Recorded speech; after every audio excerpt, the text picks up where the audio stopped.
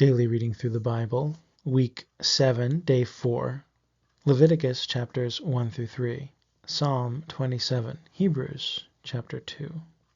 The scriptures quoted are from the NET Bible, netbible.com, copyright 1996-2019, used with permission from Biblical Studies Press, LLC, all rights reserved.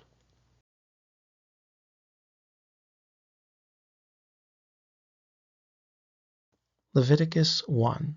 Then the Lord called Moses and spoke to him from the meeting tent. Speak to the Israelites and tell them, when someone among you presents an offering to the Lord, you must present your offering from the domesticated animals, either from the herd or from the flock. If his offering is a burnt offering from the herd, he must present it as a flawless male. He must present it at the entrance of the meeting tent for its acceptance before the Lord. He must lay his hand on the head of the burnt offering, and it will be accepted for him to make atonement on his behalf. Then the one presenting the offering must slaughter the bull before the Lord, and the sons of Aaron, the priests, must present the blood and splash the blood against the sides of the altar, which is at the entrance of the meeting tent. Next, the one presenting the offering must skin the burnt offering and cut it into parts. And the son of Aaron, the priest, must put fire on the altar and arrange wood on the fire. Then the sons of Aaron, the priests, must arrange the parts with the head and the suet on the wood that is in the fire on the altar.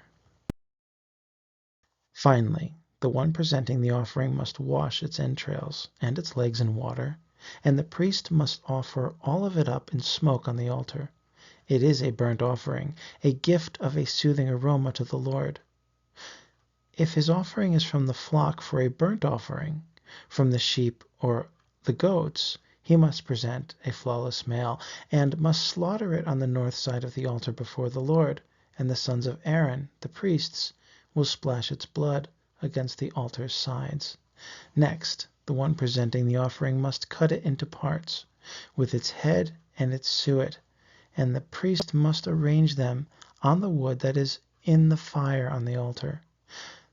Then the one presenting the offering must wash the entrails and the legs in water, and the priest must present all of it and offer it up in smoke on the altar. It is a burnt offering, a gift of a soothing aroma to the Lord. If his offering to the Lord is a burnt offering of birds, he must present his offering from the turtle doves or from the young pigeons. The priest must present it at the altar, pinch off its head, and offer the head up in smoke on the altar, and its blood must be drained out against the side of the altar. Then the priest must remove its entrails by cutting off its tail feathers and throw them into the east side of the altar, into the place of fatty ashes, and tear it open by its wings without dividing it into two parts. Finally, the priest must offer it up in smoke on the altar, on the wood which is in the fire. It is a burnt offering, a gift of a soothing aroma to the Lord. Leviticus 2. When a person presents a grain offering to the Lord, his offering must consist of choice wheat flour, and he must pour olive oil on it and put frankincense on it. Then he must bring it to the sons of Aaron, the priests, and the priest must scoop out from there a handful of its choice wheat flour and some of its olive oil in addition to all of its frankincense. And the priest must offer its memorial portion up in smoke on the altar. It is a gift of a soothing aroma to the Lord. The remainder of the grain offering belongs to Aaron and to his sons. It is most holy from the gifts of the Lord. When you present an offering of grain baked in an oven, it must be made of choice wheat flour, baked into unleavened loaves mixed with olive oil, or unleavened wafers smeared with olive oil.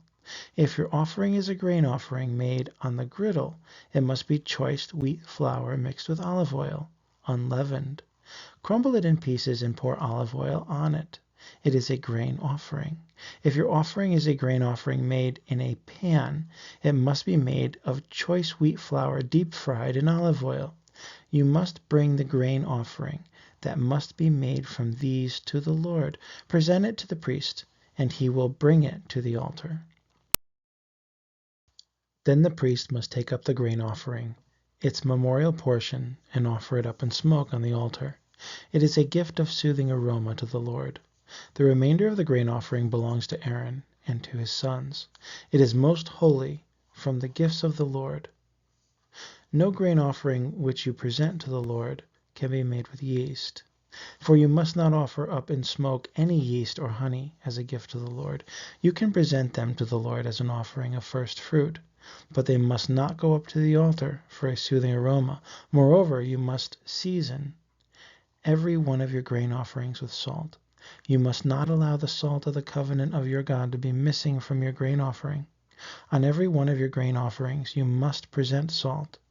If you present a grain offering of first ripe grain to the Lord, you must present your grain offering of first ripe grain as soft kernels roasted in fire, crushed bits of fresh grain, and you must put olive oil on it and set frankincense on it.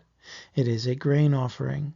Then the priest must offer its memorial portion up in smoke, some of its crushed bits, some of its olive oil, in addition to all of its frankincense. It is a gift to the Lord.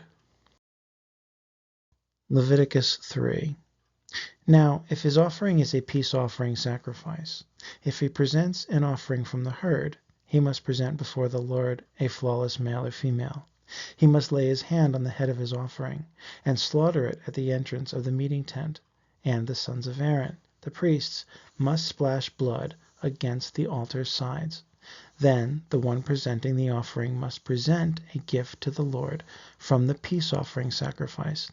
He must remove the fat that covers the entrails, and all the fat that surrounds the entrails, the 2 kidneys with the fat on their sinews, and the protruding lobe on the liver, which he is to remove along with the kidneys. Then the sons of Aaron must offer it up in smoke on the altar, atop the burnt offering that is on the wood in the fire, as a gift of soothing aroma to the Lord. If his offering for a peace offering sacrifice to the Lord is from the flock, he must present a flawless male or female. If he presents a sheep as his offering, he must present it before the Lord. He must lay his hand on the head of his offering and slaughter it before the meeting tent, and the sons of Aaron must splash its blood against the altar's sides. Then he must present a gift to the Lord from the peace offering sacrifice. He must remove all the fatty tail up to the end of the spine, the fat covering the entrails, and all the fat on the entrails, the 2 kidneys with the fat on their sinews, and the protruding lobe of the liver, which he is to remove along with the kidneys. Then the priest must offer it up in smoke on the altar as a food gift to the Lord. If his offering is a goat, he must present it before the Lord, lay his hand on its head, and slaughter it before the meeting tent, and the sons of Aaron must splash its blood against the altar's sides. Then he must present from it his offering as a gift to the Lord, the fat which covers the entrails, and all the fat on the entrails, the 2 kidneys with the fat on their sinews, and the protruding lobe on the liver, which he is to remove along with the kidneys. Then the priest must offer them up in smoke on the altar as a food gift for a soothing aroma. All the fat belongs to the Lord. This is a perpetual statute throughout your generations. In all the places where you live, you must never eat any fat or any blood. Psalm 27. The Lord is my light and my salvation. I fear no one. The Lord protects my life. I am afraid of no one. When evil men attack me to devour my flesh, when my adversaries and enemies attack me, they stumble and fall. Even when an army is deployed against me, I do not fear. Even when war is imminent, I remain confident. I have asked the Lord for one thing. This is what I desire. I want to live in the Lord's house all the days of my life, so I can gaze at the splendor of the Lord and contemplate in his temple. He will surely give me shelter in the day of danger. He will hide me in his home. He will place me on an inaccessible rocky summit. Now I will triumph over my enemies who surround me. I will offer sacrifices in his dwelling place and shout for joy. I will sing praises to the Lord. Hear me, O Lord, when I cry out, "Have mercy on me and answer me." My heart tells me to pray to you, and I do pray to you, O Lord. Do not reject me. Do not push your servant away in anger. You are my deliverer. Do not forsake or abandon me, O God, who vindicates me. Even if my father and mother abandoned me, the Lord would take me in. Teach me how you want me to live, Lord. Lead me along a level path because of those who wait to ambush me. Do not turn me over to my enemies, for false witnesses who want to destroy me testify against me. Where would I be if I did not believe I would experience the Lord's favor in the land of the living? Rely on the Lord. Be strong and confident. Rely on the Lord. Hebrews 2. Therefore we must pay closer attention to what we have heard, so that we do not drift away. For if the message spoken through angels proved to be so firm that every violation or disobedience received its just penalty, how will we escape if we neglect such a great salvation? It was first communicated through the Lord and confirmed to us by those who heard it, while God confirmed their witness with signs and wonders and various miracles and gifts of the Holy Spirit, distributed according to his will. For he did not put the world to come about which we are speaking under the control of angels. Instead, someone testified somewhere, "What is man that you think of him, or the Son of Man that you care for him? You made him lower than the angels for a little while. You crowned him with glory and honor. You put all things under his control." For when he put all things under his control, he left nothing outside of his control. At present, we do not yet see all things under his control, but we see Jesus, who was made lower than the angels for a little while, now crowned with glory and honor, because he suffered death, so that by God's grace he would experience death on behalf of everyone. For it was fitting for him, for whom and through whom all things exist, in bringing many sons to glory, to make the pioneer of their salvation perfect through sufferings. For indeed he who makes holy and those being made holy all have the same origin, and so he is not ashamed to call them brothers and sisters, saying, "I will proclaim your name to my brothers. In the midst of the assembly I will praise you." Again he says, "I will be confident in him." And again, "Here I am with the children God has given me." Therefore, since the children share in the flesh and blood, he likewise shared in their humanity, so that through death he could destroy the one who holds the power of death, that is, the devil, and set free those who were held in slavery all their lives by their fear of death. For surely his concern is not for angels, but he is concerned for Abraham's descendants.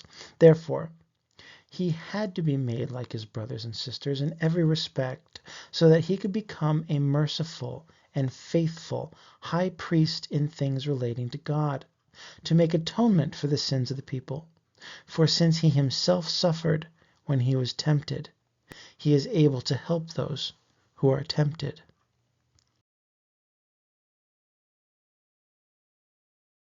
The next daily reading through the Bible, Week 7, Day 5. Leviticus chapters 4 through 7, Hebrews chapter 3. The scriptures quoted are from the NET Bible, netbible.com, copyright 1996-2019, used with permission from Biblical Studies Press, LLC, all rights reserved.